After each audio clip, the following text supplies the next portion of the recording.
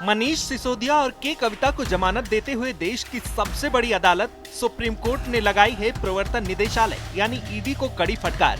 अब हरियाणा विधानसभा चुनाव के पहले ईडी कस रही पूर्व मुख्यमंत्री भूपेंद्र सिंह हुड्डा पर शिकंजा। सिसोदिया और के कविता के केस में प्रिवेंशन ऑफ मनी लॉन्ड्रिंग यानी पीएमएलए में गिरफ्तारी पर सुप्रीम कोर्ट जमकर भड़का। सुप्रीम कोर्ट ने कहा पीएमएलए में गिरफ्तारी बहुत जरूरी हो तभी होनी चाहिए, जमानत नियम है और इससे इनकार अपवाद। ईडी अक्सर सवालों के घेरे में रहती है। विपक्ष के नेता सरकार पर ईडी के बेजा इस्तेमाल का आरोप लगाते रहते हैं। ऐसे में सवाल है, क्या ईडी अक्सर पीएमएलए कानून का दुरुपयोग करती है? ईडी अक्सर अदालतों में आरोप साबित क्यों नहीं कर पाती है? नेताओं को, जनता को ईडी से डर क्यों लगता है? ईडी का भूत आखिर कैसे उतरेगा? इन सवालों पर देश के जाने माने कानूनविद, सुप्रीम कोर्ट के वरिष्ठ वकील और देश के पूर्व एडिशनल सॉलिसिटर जनरल अमन लेखी से वरिष्ठ पत्रकार भूपेंद्र चौबे ने खास बातचीत की। अमन लेखी से समझिए ईडी का भूत कैसे उतरेगा।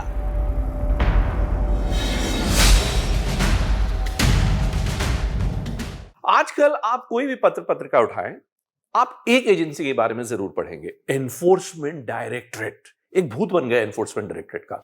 हमारे साथ देश के जाने माने कानूनी ज्ञाता हैं, वकील हैं आप, अमन लेखी जी। बहुत स्वागत आपका अमन भाई।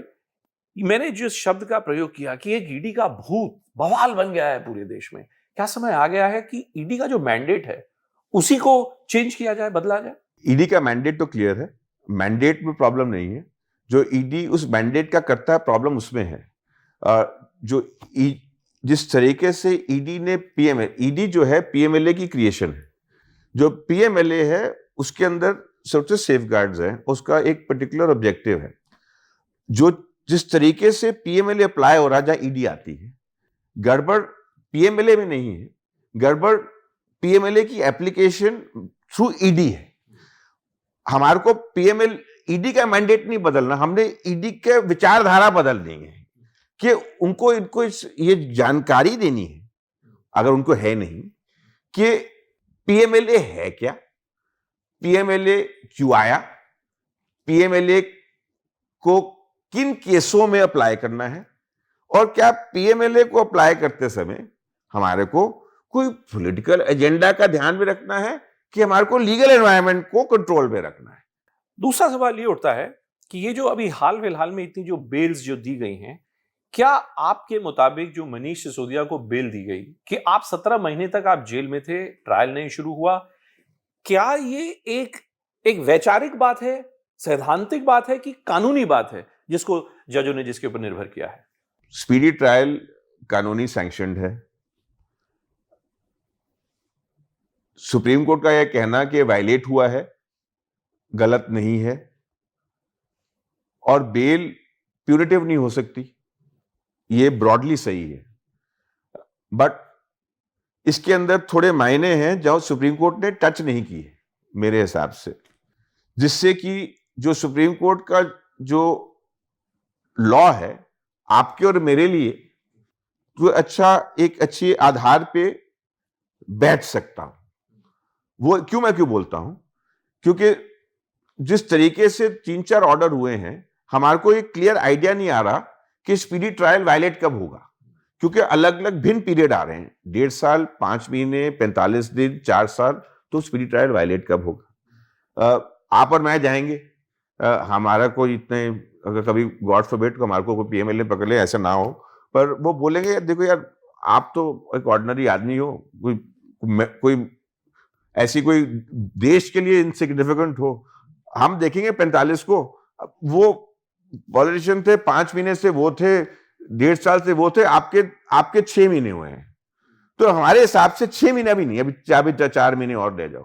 तो सिसोदिया साहब बाहर आ गए, कविता बाहर आ गई, हम अंदर रहेंगे। लॉ का पर्पस होता है नॉर्म सेट करना, और सुप्रीम कोर्ट को नॉर्म क्लियरली सेट करना था कि स्पीडी ट्रायल वायलेट कब होगी, पहली चीज। दूसरी चीज, ये स्पीडी ट्रायल का राइट आता है 45 के अंदर। 45 के अंदर इनहेरेंट फ्लॉज है, गलतियां हैं, क्योंकि जो 45 की जो प्रोविजन है वो एक अजीब सी प्रोविजन है जो अलग अलग एलिमेंट्स को अंदर लाती है, जिसका बेल से कोई लेना देना नहीं। अब ये आपके पास मुद्दा आया, आपका मुद्दा आया, आपके पास एक अपॉर्चुनिटी थी, बड़े बड़े इंपॉर्टेंट आदमी आपके पास थे, उसके अंदर तो आप बोल भी सकते थे। सुप्रीम कोर्ट को बोलना चाहिए था 45 पे क्या खामियां हैं, और ये खामियां जब हाई कोर्ट या सेशंस कोर्ट करे इन चीजों को ध्यान में रखेगा, क्योंकि 45 कब आएगा, बेल की हिस्ट्री, 45 का purpose, law Magna carta downwards, वो सारा उससे कि क्या होता कि आप जब ऑर्डर पढ़ते तो आपको समझ में आता 45 क्या है।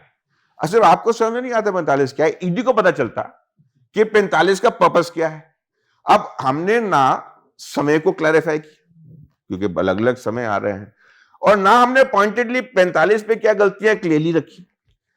उसका मतलब जब आप और मैं जाएंगे तो ना हमारे पास समय का कोई वो है, ना हम 45 का कर सकते हैं।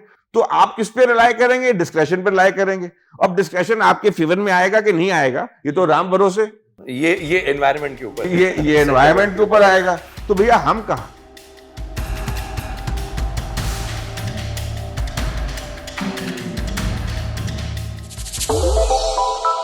श्रेष्ठ भारत पर खबरों से जुड़े रहने के लिए चैनल को सब्सक्राइब और लाइक करें, बेल आइकन दबाएं और देखते रहें श्रेष्ठ भारत।